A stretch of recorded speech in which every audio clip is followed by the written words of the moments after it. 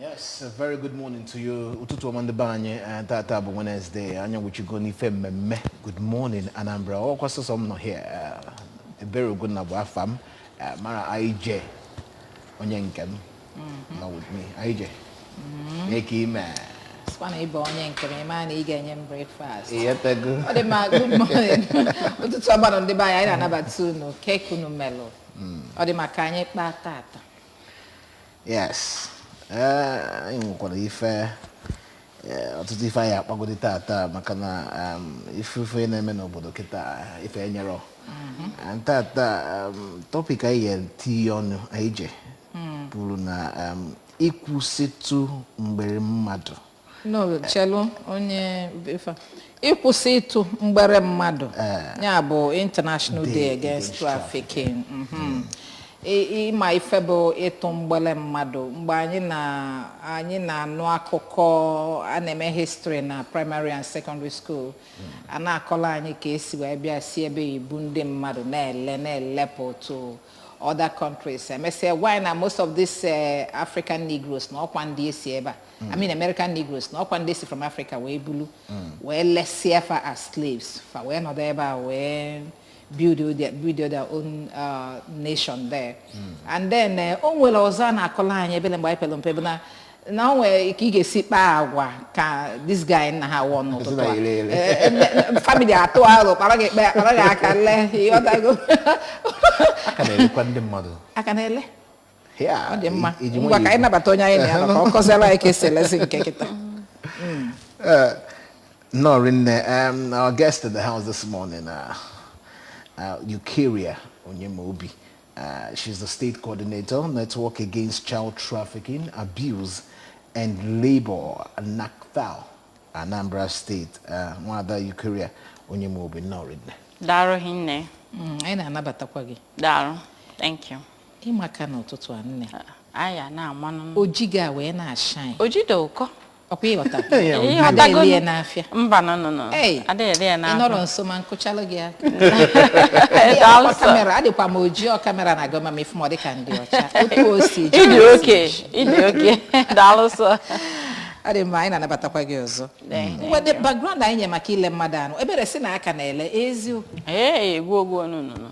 Ọ ya ka anyị ji ekwu n'okwu na onye ọbụla ga-apụta na-eti okwu a ọnụ maka na every 30 July World Day Against Human Trafficking in Persons, and the theme this year was the use of social media, and even social media na-azọ ọ na-egbu.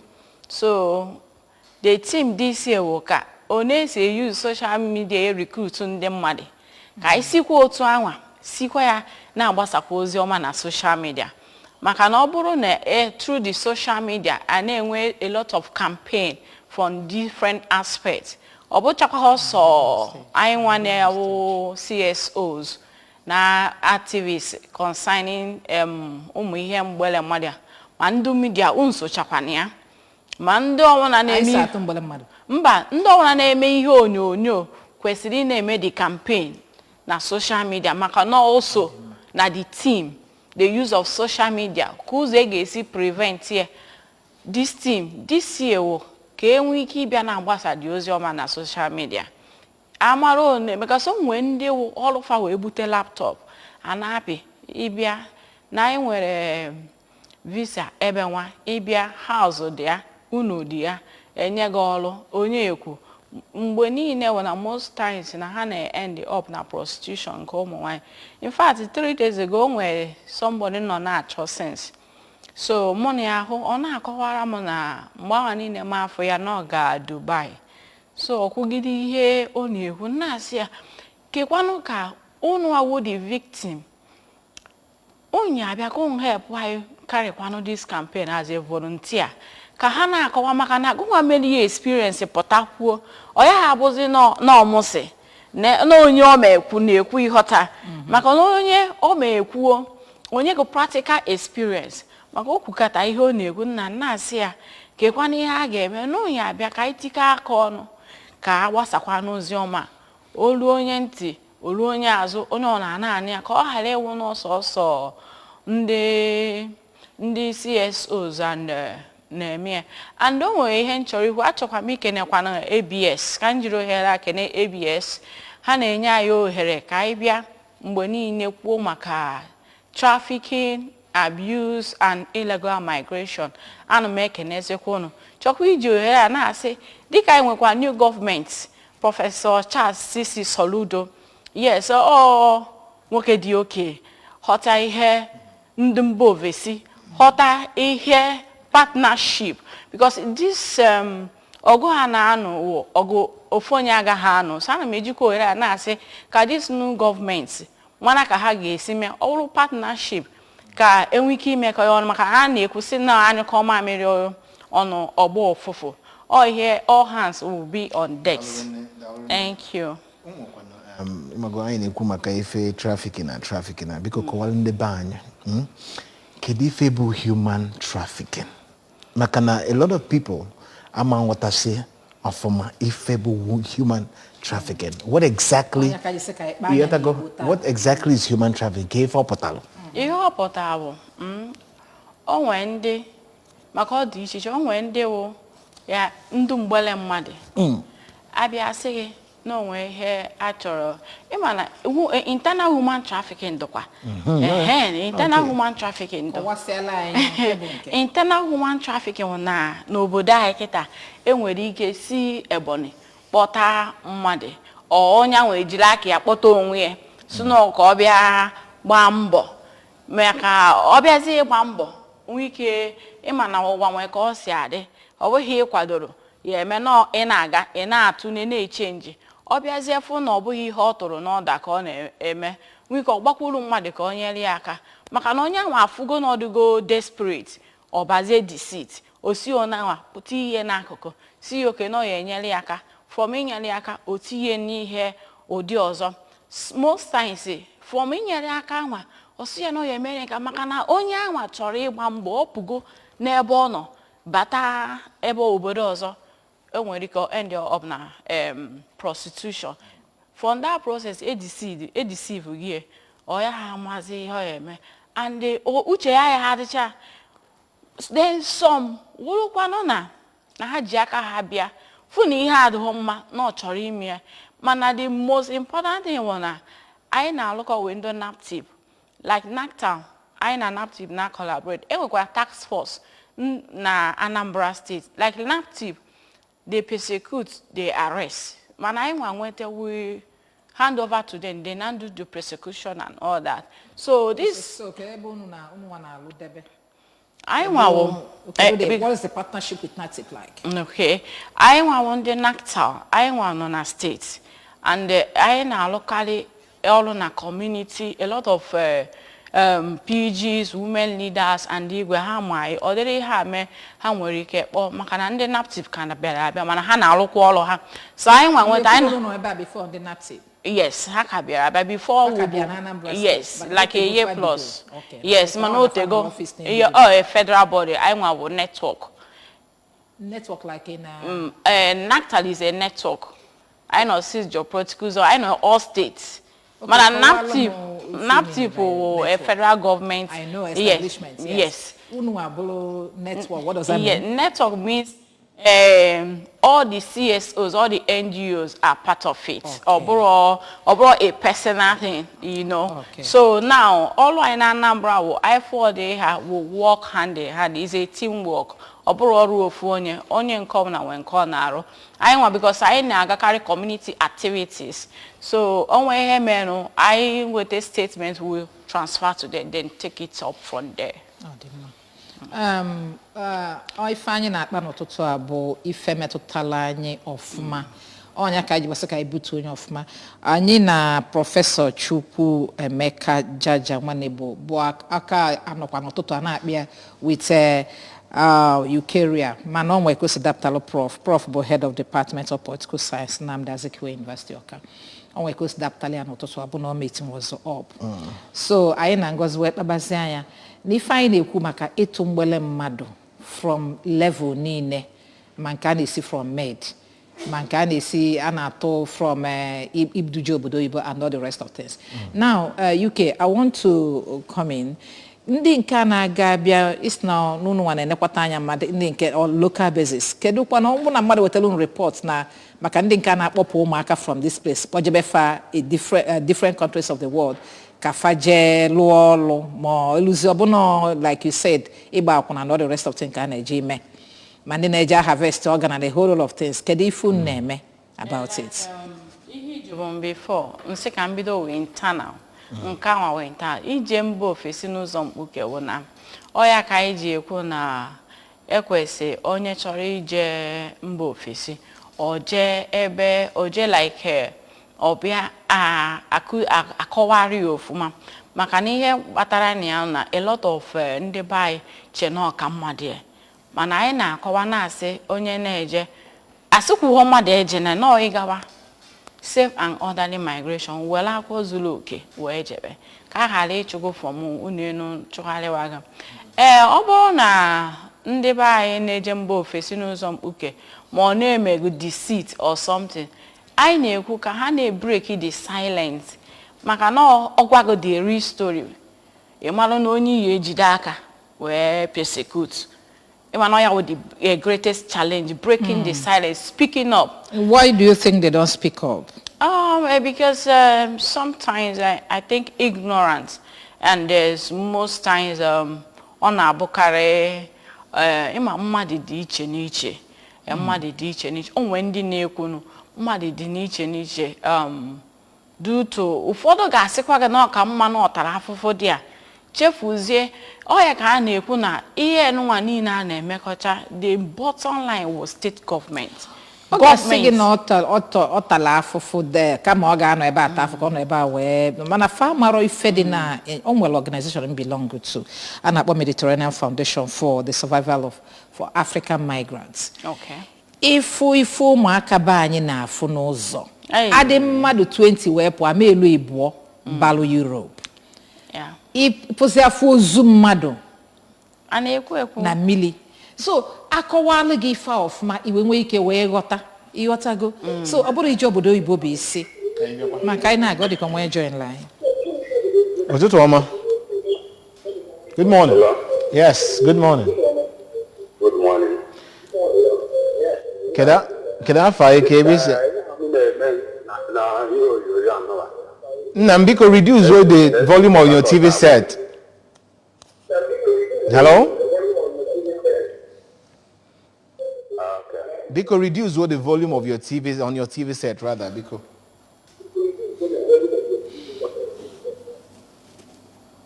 Okay.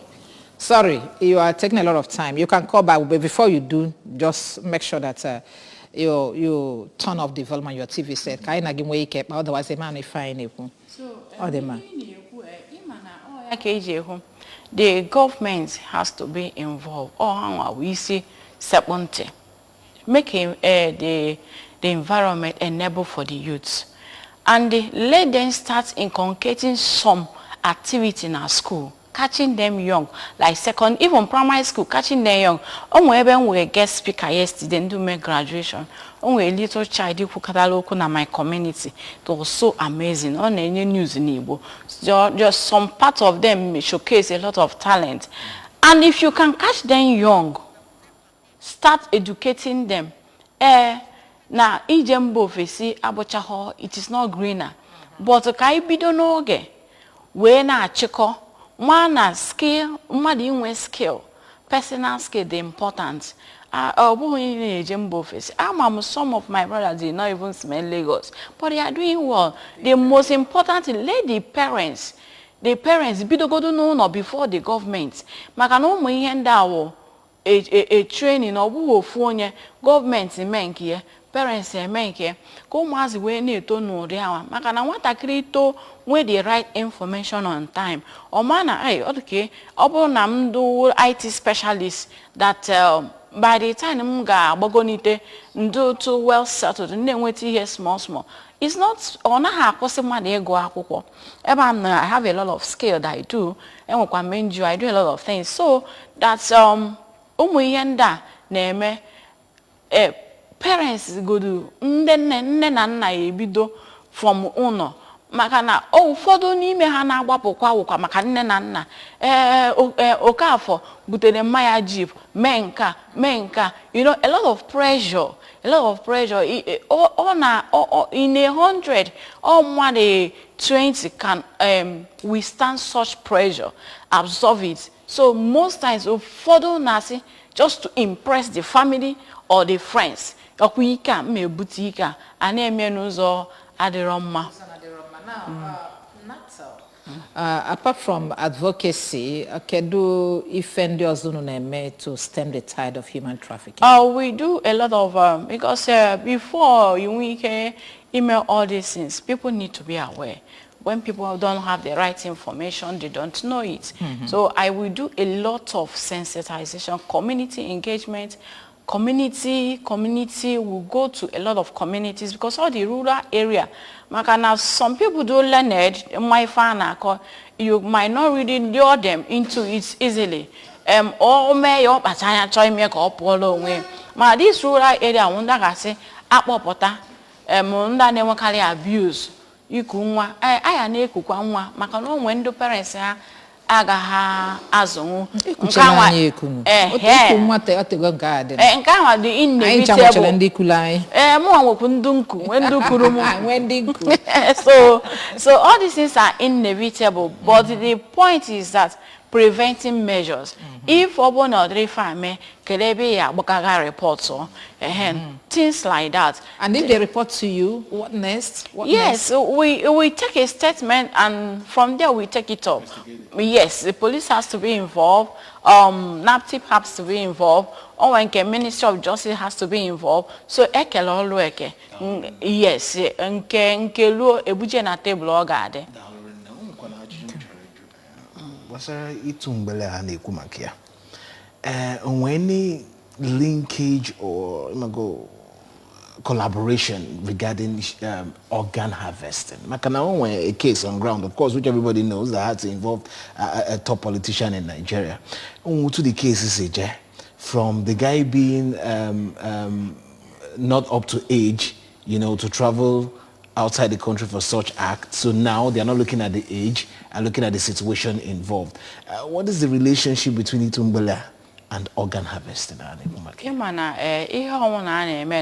It's just like Mmadu surrogate. In that case, I don't think I'm much to say because in Aya the street. The boy to 15 years, the boy to 21 years. So you understand that now. Okuha akaligo 3 steps. So just yes, I can just say sometimes I can just say you know, like surrogate now. Ndori achọka the bolo ha female mụọ nwa na akpa ha akpa enweghị proper agreement is always the case. And this Mgbere organ harvesting most times the doctors when name the operation or where has to part of people name the organ harvesting or even I think doctors and nurses were the #1 people. They need to be sensitized and educated because if they are not involved, what this is again we say or more name here NGO bewewa mother for me others. Let's bring them in. Ka imali fafagi kubifanya wega kwaniru. Dalonu.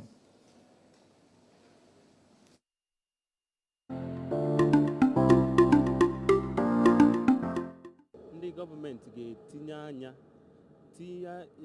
iwu ndị dịgasị anya ndị ga-akwụsị imezi obodo ka ọ dị mma nke mbụ ga-akwụsị ndị mmadụ inwe ọnụnọkụ n'obi isi obodo apụọ ka nke mbụ nke ịbụọ bụ na ndị nne na nna ga-agba mbọ na-enene ụmụ ha anya ọfụma ziga ụmụ ha akwụkwọ ka nke mbụ maka onye gara akwụkwọ agaghị enwe ọnụnọkụ nwere mmadụ ịkpọpụ ya na-akụzikwa ha na ọ dịrọ mma mmadụ ịhapụ be ya gbapụ na-amaghị ihe ọ na-aga ime maka ọtụtụ ndị na-atọrọ ndị mmadụ a na-eji anaghị inye gị ọrụ n'obodo oyibo anaghị emere gị nke a akpọpụ ha so ha anaghị ebu n'obi anaghị ama ihe anaghị ime n'obodo oyibo so ndị mmadụ ndị nne na nna kwesịrị ziga ha ịmụ ọrụ aka na Naịjirịa obodo adịghị mma nke bụ eziokwu mana onye mụtara ọrụ aka na Naịjirịa ga-enwekwa ihe ọ ga na-eme. The thing with this human trafficking is that mostly the most persons who are victims of human trafficking are youths.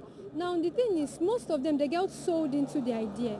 They don't really tell them what it is they are going to do. Most times they tell them, okay, we'll take you abroad for a job or for something. And to me, it's because they're lazy. Because obviously, if it's money you want, you can make it here. If it's a better life, you can get it here. And some of these persons, they are not educated, and they get sold into the idea of a promising job out there. Maybe an SSC holder, they tell you, go out there, start making thousands of dollars, hundreds of dollars. They don't sit to think. And the funny thing is, most persons get trafficked by relatives because they trust their relatives. So my advice to you is that stay here. Just whatever it is, whatever life you want to get, you can make it in Nigeria. Government a role to play, really. Or sensitization. Because every man who tata or pure sensitization came. Now, government get you got abo onye darana onishenya. No matter onye boya million. Child trafficking is very, very bad. Don't have but I'm outside Nigeria. Ka rogues. Nigerian passport abroad if the Commonwealth passport, that's Nigeria for you. From arrival, I say Commonwealth citizen this way, others this way. And I thought that's powerful. Manaketa Nigerians this way, others this way. Atawa Nigerians powerful. So all the necessary na government put our gari if this time around make a child trafficking or pushing na Nigeria. From the actual way. Nne na nna mas na nwafa karefa. If I na-ebu na azụ every time. Calafia, Mediterranean Sea, all bad government and all government web terror if I get you well, but I find a greenhouse pasture outside, so it will be stopped. They know how best to stop them.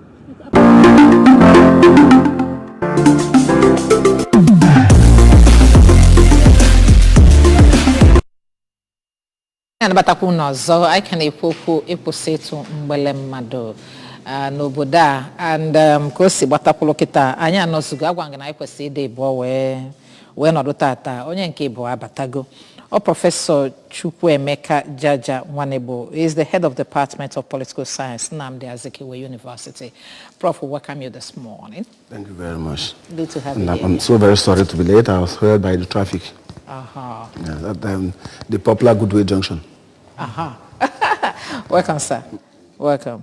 Ọ dị mma tata bụ Wednesday mbọsị anyị ji eme Igbo anyị na-eyi efe Igbo na-asụ Igbo na-eme Igbo eme ịghọtago so Prof dị ka anyị na-adị tata mana taa bụ Wednesday onye ọbụla na Anambra mana Wednesday na ọ ka nsi adịbabụ ọ dị mma Black Idi, okay, don't worry. Ọ dị mma Prof ịnụ gị okwu anyị na-etinye ọnụ before iwe bata. Yes. Kedu ebe anyị kedu ife anyị ga-eme ka a wee kwụsị ife a na ọ dịzi too much? Uche m gwara m na ife na-aba bụ ife na-abụ basala abasa. Nke mbụ anyị hold on to anyị ejide aka ebe na-akpọ Act 7 of trafficking bụ iwu United Nations dobelu onye mee daa na ife ya eme maka ịtụ mgbere mmadụ bụ alụ and maka na ọ bụ alụ ndị be anyị bịara kpọọ alụ a kpotu onye a na-ada akpụzi ya akpụ ọ na-ewu ewu esi m akụkụ Anambra steeti ebe ndị mmadụ na-eje ije ife na-ewu bụ na nwa m efegolu na ofegolu ị na-ajụ ya ka ebe ọ na-efe therefore anyị enweta iwu a jide ya aka mesibe ife dị ya ike maka itinye iwu ma iwu mmadụ da anyị wee gbu ya nkịtị iwu enwere isi nke abụọ nkụzi onye mere na ọ gagwa maka ife atata ife nwere eri ka nsị na mma eso bịa maka na nkụzi a bụ ife ana m aja nwatakịrị nwaanyị ike mgbe ọbụla nkụzi a bụ ife dị mkpa maka ndị be anyị kwesịrị ịghọta ife a na-eme ndị niile a na-edu apụ onwekwana ya na-agwa ife ọ na-eje eme nọ na nne anyị alụwa aka ebe a sị na onye nke nọ Malaysia onye nke nọ Saudi Arabia ụnọ alụwa ụnọ eto aka alụ ọzọrọ ya aka mmadụ 1000 nọ na nga ma ndị nwụrụ anwụ so na akụzie nkụzi ọ baa ọfụma n'ime arụ ndị be anyị karịsịa ndị nne na nna akụzie ya ọfụma onye enyela aka ijikwa lekwatụ na tie nkụzi a bụ onye na-amara ọka ọmalụ onye mazịla unu mevie iwu ejide ife na-aba ka ọ dị nke a bịa mee anyị wee nwee ike ịkwatụ na tie of course nke kasị nke dị n'ime na-enye nsogbu ọ dị ka ife onye na-ekwu okwu kịta na-akọwa n'ebe ni ibe anya na-achọ ka ibo ife n'ife gọọmenti adịghị eme ọfụma ife isi ike ka eji apụ ọ dị mmadụ ịsaa n'ofu obodo gọọmenti emere ọfụma o jide anya niile ofu onye ma jebe mmadụ isi ya nọlụ gọọmenti adịghị eme ọfụma ọ nọlụ gọọmenti ya emekwu ọfụma anyị ayọva mekwu ọfụma mana anyị na-ede mma na nke a bụ ndụ anyị na ọnwa anyị maka ọ ndụ anyị na ọnwa anyị ka a na-emebi ụmụnne anyị ka a na-emebi ka a na-edufu mana ọ dị ụzọ efe ịtọ ụzọ mgbada ịtọ ọ na-atụ nke mbụ nke a na-akpọ sex slavery sex trafficking ndị a na-edu aga iyi oyi onye ọcha chọrọ ebe ọ dị isi and ọ da-afụ onye ojii ka mmadụ ikiri ihe nke a na-eme efu ndị a na-eme nchansị n'ọnụ maka ego and ego a enwere ụdị ego ọ bụ n'aka ndị na-enweta ịmana ọsọ nnukwu ego dollars onye $1,000 ọ yigoro ọyicha onye ya nsị n'ọnụ nwaanyị na-ayị ike na anya nsị n'ọnụ gosiri na ị nwere value ịpụrụ na mmadụ ka ọ bụ yet onye ọzọ fụcha anya oje nke ịbụọ bụ nke a na-akpọ forced labor ya bụ ije ọrụ n'ike doluba pụọ fa na-eficha ala na-aza ụlọ na-alụ ọrụ n'ike ụdị eji wee du ọ na-aga edu ike ọ dịghị mana ọ dịrọ gị ma arụ adịghị mana ọ dịrọ gị onye ya ejego exactly ụdị ọ dị mgbe ndị ọcha bịara donye ugbo na-enwude mmadụ na-etinye n'ụgbọ ụdị ọrụ aka na-ejezi alụ nke ịtọ bụrụ nke eji akwụ ụgwọ nke a na-akpọ debt bondage that debt bondage bụ onye ahụ nduru nwatakịrị nwaanyị ebunyenụ price ife eji wee dorie ọ nọlugo in debt ọ nọsie ike bondage ụgwọ ahụ o ji ọma nkwụsịnata ya akwụsị and most times ụgwọ debt a na-enye ya bụrụ ife olisi na-ewelite aka onye na-eme na enye du ya aga na-emenụ biznes maka oge na ihe ka ọ na-ekwu ka o wee mee ka ịshọ na ọ kwụsịrị ya on time and o nwere lot of ndị be anyị ọbụla ọlụ akaba nọ ọ na-ewu ọ na-edupu ndị mmadụ obodo oyibo ọ na-enyelụ ndị mmadụ aka o jecha ya pụta echi onye echichi youth empowerment so is a big problem nnukwu nsogbu ka ọ bụ Prof, anyị wee na-ajụ ka ife na-akpatakwana ya ka ife bụ the factors etinye mmadụ at the risk of being trafficked. Beautiful. Nke mbụ bụ collapsed value system. Anyị abịago to the society where money is the ultimate. Ife a na-ajụ abụrụzi ebe ego si bịa no ego ife tinyere ya bụ ife tinyere ife niile emebi na Nigeria tata indeed ma ọ bụrụ sọ Nigeria mana ka anyị nwere be anyị wee na-ama atụ ife tinyere ife na-emebi na be anyị tata bụ ife tinyere ya is a major problem.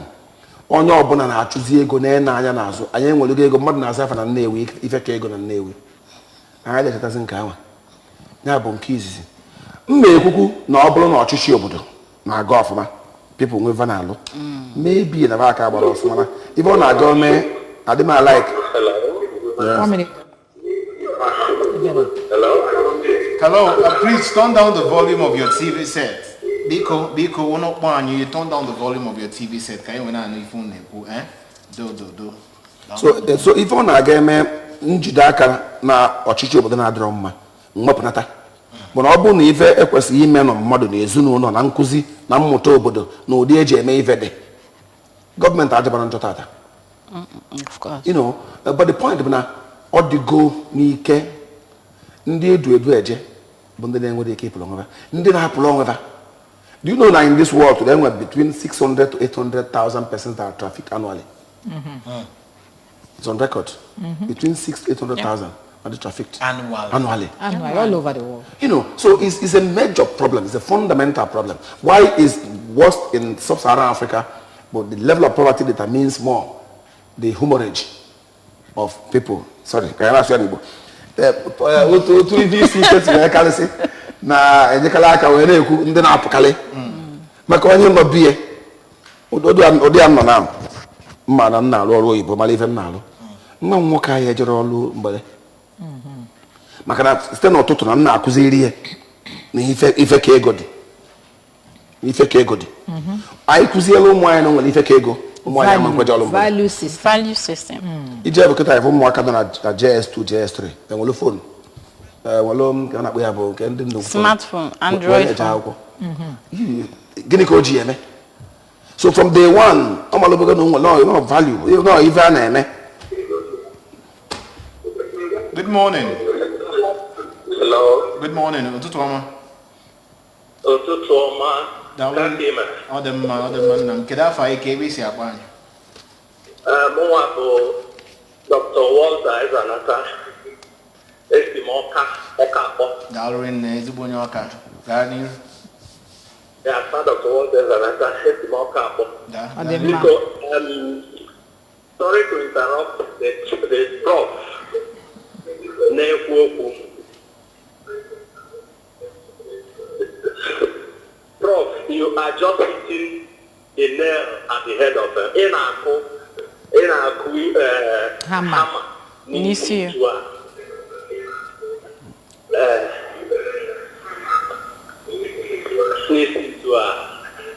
Because most of us, obodo oyibo, we first some of our children are gabiga. What kind of a society do we have in Africa, in Nigeria in particular? What kind of a leadership? Why are India so blind? Because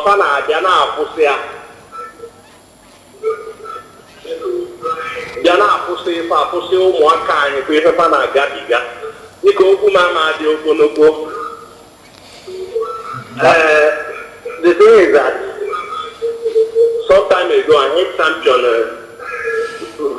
Vanguard for Sound Values Restoration. You may know about it. Vanguard for Sound Value Restoration. The values of our people are so negatively skewed, especially that of those of our leaders. And although in the area, thank God for people like Soludo who have come on power. Yes, can we make a point? I'm sorry about that. Can we measure my point now? Quickly. I am where check this mass exodus to foreign land. One, good leadership. Number one, good leadership. Sound valued leadership. Number two, skill. I'm advocating skill and entrepreneurship development at community level. What we call community-based skill and entrepreneurship development center. Community-based. Let those idle people young people who could easily be deceived. Let them be put to skills. We could really one skill or the other. You want to go even with skill. We are both great assets. Because we are completely out of time. Maybe we'll continue the discussion some other time, please. We're out of time. Odemma, dalo, anyị na-achịkọtakwa maka na otego anyị bido.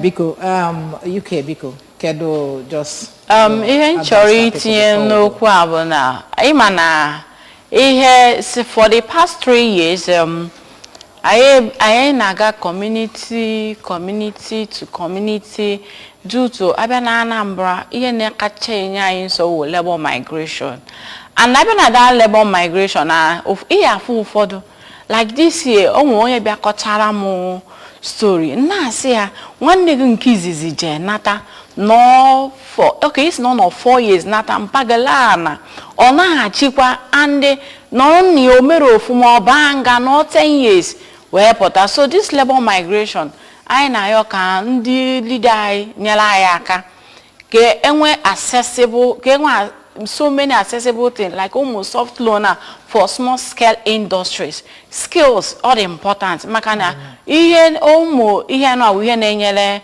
mmadụ aka ọ na-eme onye na-agba mbọ dị ka ọ na-agba 20 years 10 years ọ na-agba mbọ.